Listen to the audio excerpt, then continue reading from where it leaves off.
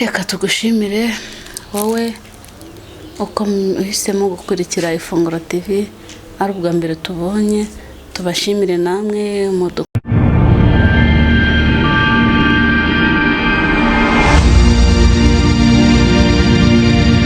Reka tugushimire wowe uko uhisemo gukurikira Ifunguro TV ari ubwa mbere tubonye, tubashimire namwe mudukurikira buri munsi. Inshuti zanjye bakunzi muhora munyereka kenshi ko munkurikiye, Imana ibahe umugisha cyane.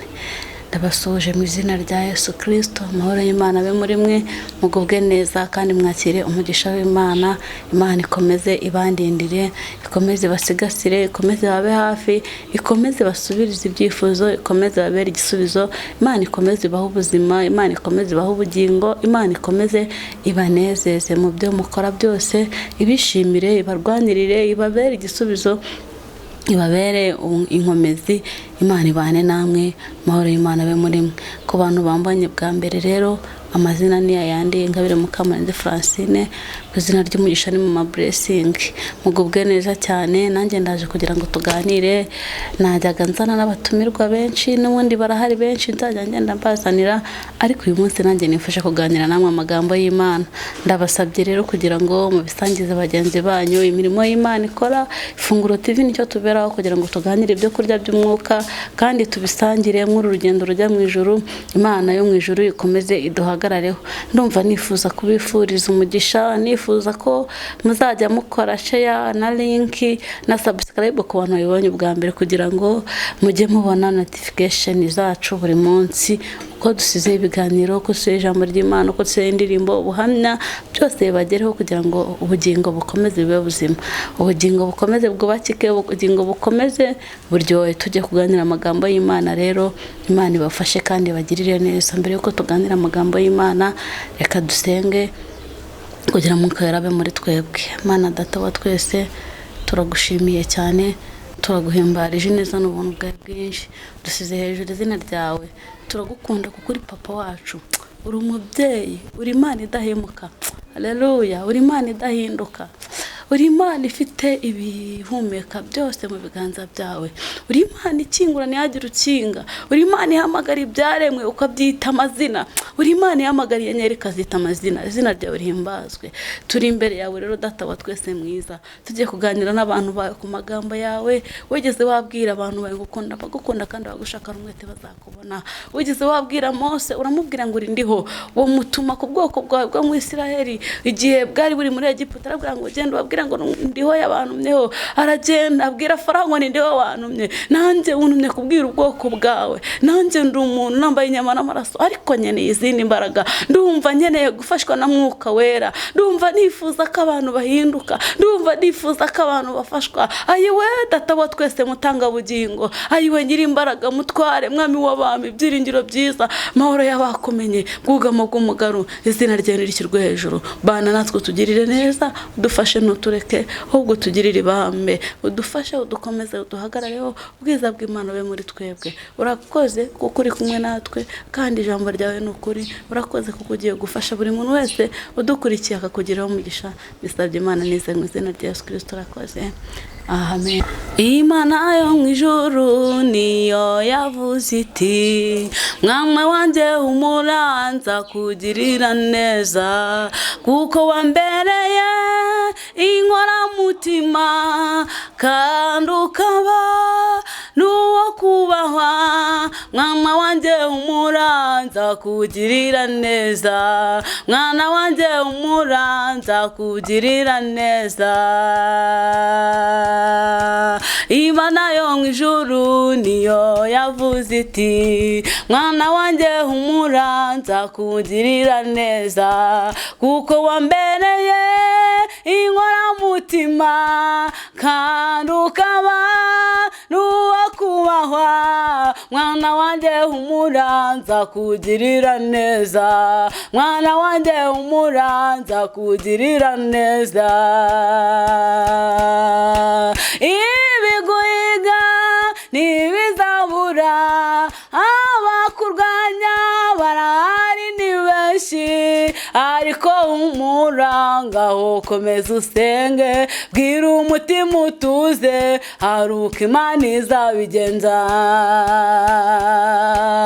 ibiguhinga ntibizabura abakurwanya barahari ni benshi ariko humura ngaho komeza usenge bwira umutima utuze hari uko Imana izabigenza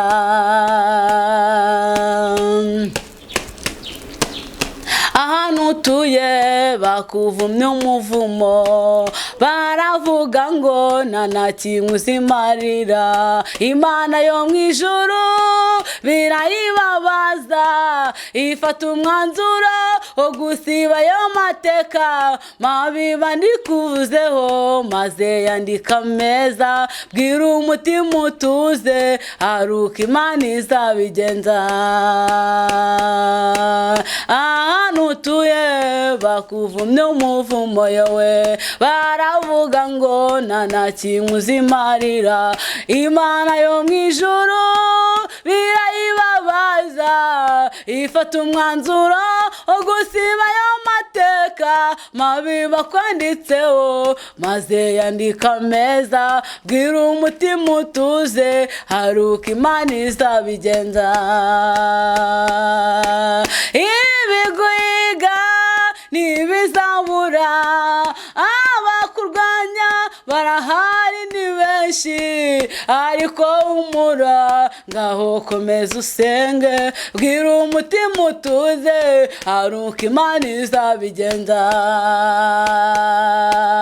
ibiguhiga ntibizabura abakurwanya barahari ni benshi ariko humura ngaho komeza usenge bwira umutima utuze hari uko Imana izabigenza kubwo kunyagwa k'umunyamubabaro no guhagarika umutima k'umukene nonaha Imana irahagurutse ije gushyira mu mahoro yayo wowe bacurira ingoni bakagucunaguza bwira umutima utuze hari uko Imana izabigenza kubwo kunyagwa k'umunyamubabaro yo no guhagarika umutima k'umukene nonaha Imana irahagurutse ije gushyira mu mahoro yayo wowe bacurira ingoni bakagucunaguza bwira umutima utuze hari uko Imana izabigenza ntago yabura uko ibigenza irakomeye ntago yabura uko ibigenza nimuhumure ntago yabura uko ibigenza irakomeye ntago yabura uko ibigenza nimuhumure ntago yabura uko ibigenza irakomeye ntago yabura uko ibigenza nimuhumure ntago yabura uko ibigenza irakomeye ntago yabura uko ibigenza nimuhumure ntago yabura uko ibigenza ku bibazo byakuyobeye ntago yabura uko ibigenza abana bawe bakiga ntago yabura uko ibigenza nawe ukambara ukaberwa ntago yabura uko ibigenza nimuhumure ntago yabura uko ibigenza irakomeye ntago yabura uko ibigenza nimuhumure ntago yabura uko ibigenza ukabyara ugaheka ntago yabura uko ibigenza ukava mu bukode ntago yabura uko ibigenza ugakira indwara yawe ntago yabura uko ibigenza nimuhumure ntago yabura uko ibigenza irakomeye ntago yabura uko ibigenza nimuhumure ntago yabura uko ibigenza ikaguha akazi ntago yabura uko ibigenza ikagukura izina ribi ntago yabura uko ibigenza nawe ugakora ubukwe ntago yabura uko ibigenza nimuhumure ntago yabura uko ibigenza irakomeye ntago yabura uko ibigenza nimuhumure amen. Iyi ndirimbo ijya imfasha cyane ntabwo Imana yabura uko ibigenza. Iyi ndirimbo nyiririmba ni indirimbo imwe mu ndirimbo zanjye ku bantu bakunda kunkurikira murayizi. Indirimbo nyiririmba byari byankomeranye ariko ndimo gusenga Imana impaye amagambo irambwira ngo mwana wanjye humura nzakugirira neza. Irambwira ngo ko wambereye inkoramutima kandi ukabona uwo kubahwa n'abantu nzakugirira neza. Nkibaza ni mbese abantu bazanyubaha bate bazamenya bate ariko ndashimira data wa twese utabura uko abigenza. Ibyo yambwiye byarasohoye yarambwiye ngo izangirira neza. Nawe ntago yabura uko ubigenza ku buzima bwawe kuko Imana yakwemeye ikakubwira ngo uri inkoramutima. Ntabwo Imana yabura uko ibigenza. Icyari kigoye nuko Imana yari bumenye izina ryawe. Ntabwo Imana yabura uko ubigenza. Haleluya. Kuba Imana izi neza izina ryawe, kuba Imana izi neza ubuzima bwawe, kuba Imana izi neza ukubayeho, kuba Imana izi neza urara, kuba Imana izi ikuza uryamye, kuba Imana ikuza ugenda, kuba Imana ikuza uri mu kazi. Ntabwo yabura uko ibigenza. Abantu bakubona inyuma ariko Imana ibonamo n'imbere mu mutima. Izi kwihangana kwawe, izi intege nkeya zawe, izi ubuzima bwawe, izi myicarire yawe, izi mihagurukire yawe. Imana ntiyabura uko ibigenza. Yegeze yabwira Dawidi iramubwira ngo ndakuzi, nzi imyicarire yawe, nzi imihagurukire yawe.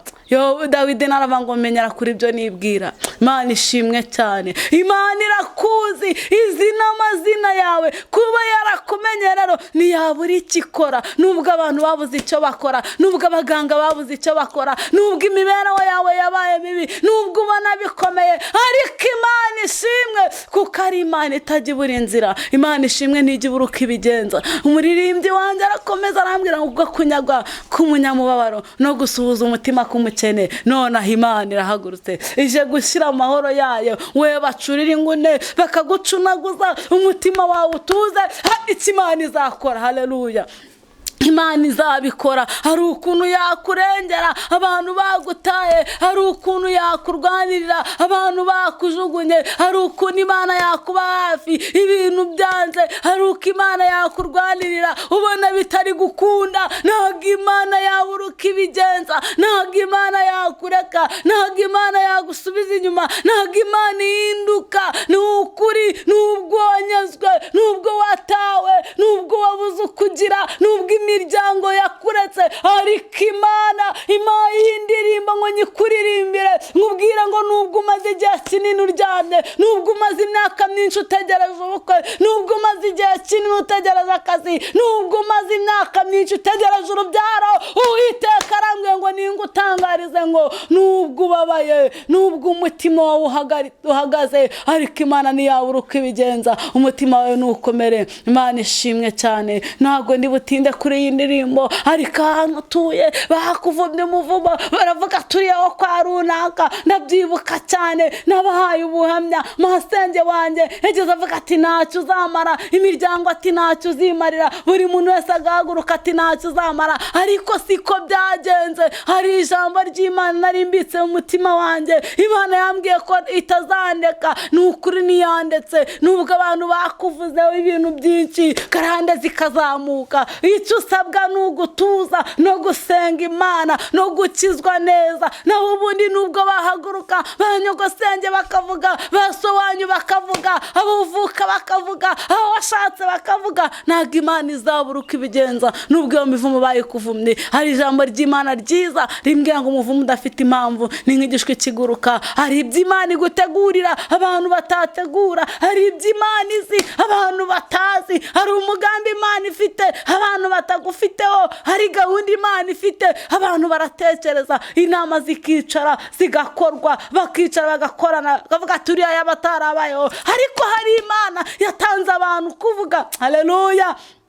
Imana yatanze abantu gukora inama ku buzima bwawe. Haracyari ibyiringiro ko nubwo igiti cyatemwa cyakongera kigashibuka, Uwiteka azakurengera, Uwiteka azakugirira neza, Uwiteka azakuba hafi. Imana ishimwe cyane. Ntabwo Imana yabura uko ibigenza. Umutima wawe ubwira utuze, nijoro uryamye ubwira Imana ngo ndatuje, kuko Imana itabura uko ibigenza. Imana iduhana umugisha. Tujye kuganira amagambo y'Imana rero ari ku mutima wanjye. Ni amagambo make ku bantu bayumvise no ku bantu bayumva no ku bantu basanzwe bayasoma. Ni ijambo rimenyerewe, ariko ni ijambo Imana yamaye kugira ngo ndiganire namwe. Unyemerere cyane, ufashe uyu mwanya, ufashe aka kahe kawe, ukemera kubana nanjye muri iri jambo, ufashwe n'iri jambo kandi uritekerezaho. Imana iduhana umugisha. Tujye kuganira rero ku magambo y'Imana ari ku mutima wanjye. Numva nshaka kubabwira, numva nshaka kugira ngo dufatanye tuyaganireho. Ijambo ry'Imana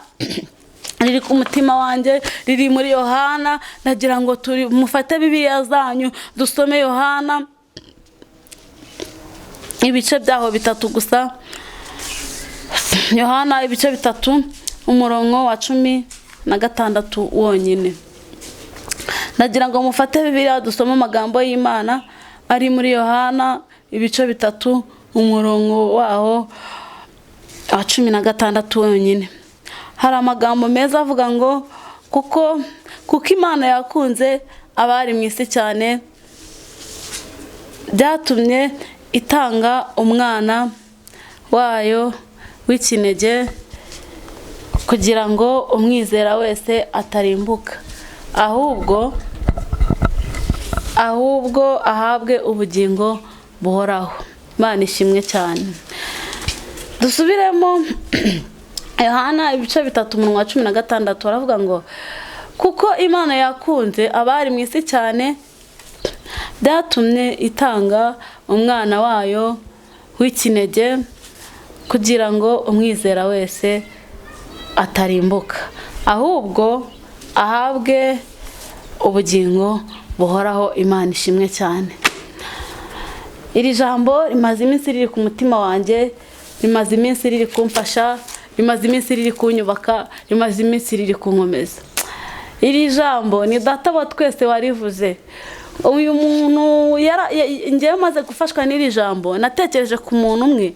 Ndavuga ni uyu mwana w'Imana abantu bose bavuga, abantu nitumwumve kimwe, nitumuha agaciro, ni iki cyamuteye kuza. Ariko numva nsubijwe n'iri jambo, numva mawe imbaraga mu iri jambo rivuga ngo nuko Imana yagiraga ngo umuntu wizera uyu mwana ahabwe ubugingo buhoraho. Ngo nkuko Imana yakunze abari mu isi cyane, ngo byatumye itanga umwana wayo w'ikinege, ngo kugira ngo umuntu umwizera wese ngo atarimbuka, ngo ahubwo ahabwe ubugingo buhoraho. Haleluya. Ikintu cyatumye Imana itanga umwana wayo. Ndagira ngo babyeyi munkurikiye cyangwa namwe bavandimwe munkurikiye, mutekereze kuri iri jambo. Ubundi umwana w'umuntu ni ikintu sinzi uko nabyita, ni ikintu gikomeye mu buzima bw'umuntu. Umwana wawe umufite, umwana wawe muri kumwe, uba wumva umeze neza, uba wumva wuzuye, uba wumva uri amahoro, uba wumva uguwe neza. Iyo umaze kugira uwo mwana uba wumva hari izindi mbaraga wakiriye, uba wumva hari ubundi buzima bushyashya winjiyemo, uba wumva hari indi mibereho mizima, uba wumva hari ukuntu bigenza. Kukubwira ngo rekura uyu mwana wawe umuduhe, umume agende ajye kumbera umukozi, kandi uzi neza ko uwo mwana azaba ari hafi yawe, ntabwo ari ibintu byoroshye. Ubundi umubyeyi n'umwana ni abantu baba bari connected cyane, agahora yumva ko umwana we yamenya ubuzima bwe, agahora yumva yamenya uko uyu mwana abayeho, agahora yumva yamenya ko uyu mwana yariye, agahora yumva yamenya ko uyu mwana yambaye, agahora yumva yamenya ko uyu mwana yiga. Umubyeyi aharanira iterambere ry'umwana we guhera avutse kugeza apfuye. Igihe cyose nta mwana ucuka ku mubyeyi, abe yarubatse, aba afite abakwe, aba afite abakazana. Iyo ageze kwa mama we nawe ahamagara mama. Nta gihe na kimwe umwana acuka ku mubyeyi. Ejo bundi mama wanjye yaje kunsura, nanjye nongera muhamagara mama, kandi nanjye mfite abana banyita mama. Ntekereza kuri iri jambo, maze iminsi ndyuza icyo gihe mama hari naramuhamagaye, maze kumuhamagara ntima mpita nekereza ntari kubu ni ikintu ni igiki cyatumye Imana iduha Yesu, ni iki cyatumye Imana idukundira urukundo, ni iki cyatumye Imana yemera kutugirira neza. Ndabitekereza cyangwa ni ikintu gikomeye Imana yakoze cyo kutugurana umwana wayo, byabaye nk'aho ifashe umwana wayo imwambura agaciro aba ari twebwe igahereza. Tekereza kuri ubu buntu wagiriwe, tekereza kuri iyi neza Imana yakugiriye, wibaze mbese nari muntu ki wo guhabwa umwana w'Imana Yesu Kristo kugira ngo apfe, kugira ngo yemere kubabara, kugira ngo yemere gukubitwa. Ni iki cyatumye Imana imuguha? Ese ko Imana irebera ahantu hose icyarimwe, yari yarabonye ibintu Yesu azanyuramo, yitegerezaga imibabaro azahura nayo akiri mu isi, yitegerezaga ubuzima Yesu azahura nabwo. Ni iki cyatumye Imana yemera kuguha uyu mwana wayo? Wibuke yuko ari ukugira ngo umuntu wizera umwana w'Imana azahabwa ubugingo buhoraho. Imana yagiraga ngo izaduha ubugingo, yaguhaye Yesu igukunda urukundo rukomeye, yaguhaye Yesu igukunda urukundo rutandukanye nuko ubitekereza, yaguhaye Yesu igukunda urukundo rutandukanye nuko ubivuze, yaguhaye Yesu igukunze urukundo ruruta urwa mama wawe, kuko mama wawe nubwo agukunda, uyu munsi ugize ikibazo cy'ijisho ashobora kutitanga ngavuga ati reka muhe ijisho ryanjye. Uyu munsi ugize ikibazo cy'urugingo rundi akaguru ashobora kuvuga ati reka muhe akaguru kanjye. Ariko data wa twese wera wo mu ijuru yaritegereza asanga ari ngombwa kugira ngo aduhe uyu mwana witwa Yesu Kristo kugira ngo adupfire. Imana yari izi ko Yesu azavuka akavukira mu kiraro, Imana yari izi ko Yesu azakura agakura agenda aho bwije naho bucyagenda avuga ubutumwa. Imana yari izi ko ku myaka 30 Yesu azamara mu isi bizaragizwa nuko Yesu azapfa agahambwa akongera akazuka. Imana yari izi ko Yesu bazamwambura agaciro, Imana yari izi ko Yesu bazamwambika ubusa. Iritegereza iravuga ngo ndabyemeye, nguhaye mw'abantu mwe mbahaye umwana wanjye. Yesu akimara kugera mu nama y'ijuru, inama y'ijuru imaze guterana, barimo kwibaza umuntu waza gucungura umuntu. Hari abamarayika, hari ibizima, hari abakuru, hari marayika benshi, ariko Yesu aritegereza asanga iyi mibabaro abandi batinye agomba kuyihanganira. Nubwo ucitse intege, nubwo urambiwe, nubwo ufite kwizera guke, nubwo umutima wawe uhagaze, ariko Yesu Kristo yemeye kukwitangira. Yesu yarabyemeye, aravuga ati data ndagiye. Reka mbahe urugero, iyo umubyeyi abyaye umwana bagakura, igihe kikagera akajya mu ishuri, akajya kwiga muri internet, ahaguruka agiye, nubwo umubyeyi amusezera ariko atekereza akazajya mukumbura. Urugero rwa kabiri, iyo umwana akuze atekereje kujya mu rugo. Nari ndimo kubabwira ukuntu uyu mwana ashobora kujya mu rugo rwe ariko nyina akajya mukumbura. Imana ntiyarebye kuri ibyo byose, ntiyarebye ukuntu izajya ikumbura Yesu. Yesu ntiyatekereje uburyo azajya kumbura Imana, yemera gusiga icyubahiro cye, aza mu isi kugira ngo abamwizera twese tutarimbuka ahubwo duhabwe ubugingo buhoraho. Ndasaba umuntu utarizera Yesu n'umwami n'umukiza we kugira ngo aha agaciro Yesu uburyo yaje, aha agaciro Yesu uburyo yitanze, aha agaciro Yesu uburyo yabaye, aha agaciro Yesu uburyo yapfuye, aha agaciro Yesu uburyo yababaye, kuko Imana yaduhaye Yesu kugira ngo tubone ubugingo buhoraho. Iyo umuntu afite ubugingo buzima aba yuzuye, no nyuma y'urupfu arongera akabaho. Nubwo ibikomeye byaza, ariko umuntu afite ubugingo buzima arongera akabaho. Nubwo intambara zaza, ariko ubugingo ari muzima umuntu arongera akabaho. Ubugingo bwawe bwongera bube bushya kubw'uyu mwana w'Imana Yesu Kristo. Tekereze ku maraso yamenye, tekereze ku bugingo Yesu yakuzaniye,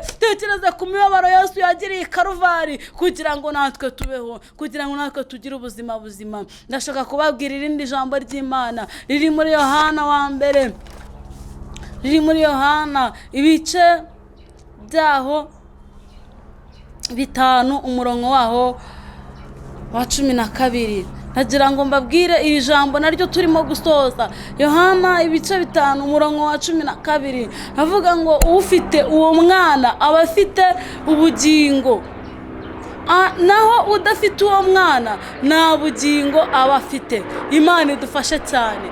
Ufite uwo mwana aba afite ubugingo, ariko udafite uwo mwana nta bugingo aba afite. Iri jambo ryo muri Yohana ibice byaho 5:12 naryo ryongera ringarura mu buzima bwo gushaka umwana w'Imana. Avuga ngo ufite uwo mwana aba afite ubugingo, naho utamufite nta bugingo aba afite. Imana idushoboza cyane gutunga Yesu Kristo nk'umwami n'umukiza mu buzima bwacu. Ndagira ngo mbabwire urugero cyangwa ifashanyigisho ntoya. Iyo umuntu agiye mu rusengero ahetse umwana, iyo hageze abadiyakoni baramutambutsa kubwo wa mwana ahetse, bakamubwira ati cyaha utambuke, bakamujyana bakajya kumwicaza kugira ngo wa mwana adahungabana. Iyo umubyeyi afite umwana bamuha umwanya akicara kuko hari umwana bahetse. Urundi rugero rusa n'urwo, iyo umubyeyi atwite, iyo ageze mu nzira avuga ati mureke depite atambuke, mu mvugo z'Abanyarwanda numva bamuhaye icyo bavuga ngo mureke depite atambuke, mureke uwo mubyeyi yicare neza kuko hari umwana afite muri we, kuko hari ibanga afite muri we. Njye nambuka ku bantu rimwe na rimwe bakavuga ngo nimwegereye umukozi w'Imana atambuke. Iri jambo impamvu mbahaye izi ngero zigera muri 3 cyangwa 4, ndagira ngo mbumvishe uyu mwana w'Imana uvugwa. Ufite uwo mwana w'Imana aba afite ubugingo, ariko udafite uwo mwana w'Imana nta bugingo aba afite. Ubu bugingo twakomeje kuvugaho waba ubona ukoresheje iki? Biri gusaba kugira umwana w'Imana mu mutima wawe. Nubwo intambara ni nyinshi muri iyi minsi, nubwo ibibazo bihari, ariko biragusaba kugira umwana w'Imana mu mutima wawe. Ufite uwo mwana aba afite ubugingo, naho udafite uwo mwana w'Imana nta bugingo aba afite. Uyu mwana w'Imana yagutambutsa mu nzira, uyu mwana w'Imana mu burwayi murajyana, uyu mwana w'Imana mu kibazo muri kumwe, uyu mwana w'Imana mu makuba muri kumwe, uyu mwana w'Imana iyo umwemeye no mu burwayi abahari, iyo umwemereye bagufunze muri kumwe. Uyu mwana w'Imana aba mu mutima imbere. Ufite uyu mwana w'Imana aba afite ubuzima buzima, naho utamufite nta bugingo aba afite. Ndabifuriza kugira umwana w'Imana mu mitima yanyu, ndabifuriza gutunga umwana w'Imana. Uha agaciro urukundo Yesu yagukunze. Uyu mwana w'Imana umuha agaciro. Wibuka inkoni yakubiswe, wibuka imibabaro yagize, yarabamburwa. Imibabaro wari bugire kubw'ibyaha byawe ni Yesu wayigize. Inkoni wari bukubitwe kubw'ibyaha byawe ni Yesu wazikubiswe. Amarira wari burire Yesu yarayarize birarangira. Icyo usabwa ni ukumwizera, ni ukumwiringira. Ufite uyu mwana w'Imana Yesu Kristo aba afite ubugingo buzima, aba yuzuye. Unyemerere niba uwo mwana w'Imana atakiri muri wowe, niba wumva utakimufite, niba wumva udahari, niba wumva uyu mwana w'Imana atakiri kugufasha, ushaka ikintu cyagutandukanyije nawe. Uyu muririmbyi avuze ngo mu gihe ubona ko utagifite urukundo, ngo umenye ko uyu mwuka yabonye kuyoborwa n'umubiri, umusaba agaruke. Uyu mwana w'Imana umusaba agaruke, umusaba yongera kubohore, umusaba agira ibyo acagagura. Uyu mwana w'Imana yageze mu buzima bwawe ibintu birahinduka. Ashobora kugera ku buzima bwawe ukabona urubyaro, yagera ku buzima bwawe ukabona amafaranga, yagera ku buzima bwawe gukora mu bukode, yagera ku buzima bwawe akagukiza indwara. Tandukanya uyu mwana w'Imana n'uyu mwana w'umuntu. Ntucyagacira ibyo umuntu yavuze, ahubwo agacira icyo uyu mwana w'Imana yakoze. Hari ukuntu uyu mwana w'Imana yakubatuye kandi yaje mu isi ashaka wowe, ashaka ko imitima yacu iba muzima, ashaka ko tugira amahoro mu mutima. Ndakwifuriza gutunga uyu mwana w'Imana. Sinzi ibintu byagutandukanyije nawe, ariko Yesu ari kurizwa nuko utakiri kumuha umwanya, nuko ubugingo butakiri kugira agaciro muri wowe. Wongere wakira ubugingo buzima, wongere wakira ubugingo bushya. Muri mbye aravuze ngo ubugingo bushya nahisemo n'ubu gukurikira umukiza Yesu. Nawe uririmba iyi ndirimbo. ijambo vuga kubw'imvura n'izuba byo mu ijuru nshobora kwera imbuto ashaka. Imana igushoboze kwera imbuto zikwiriye abihanye. Wongererewe cyatumye utandukana n'uyu mwana w'Imana. Ureba uyu mwana w'Imana atakiri kugira umwanya mu mutima wawe. Ureba icyatumye mwimura kugiye wongere ushaka uburyo ubugingo bwawe bw'abuzima. Imana idufashe cyane. Iri jambo numva shaka ko turisoreza ahangaha. Nagira ngo mbabwire ngo ufite uyu mwana w'Imana afite byose.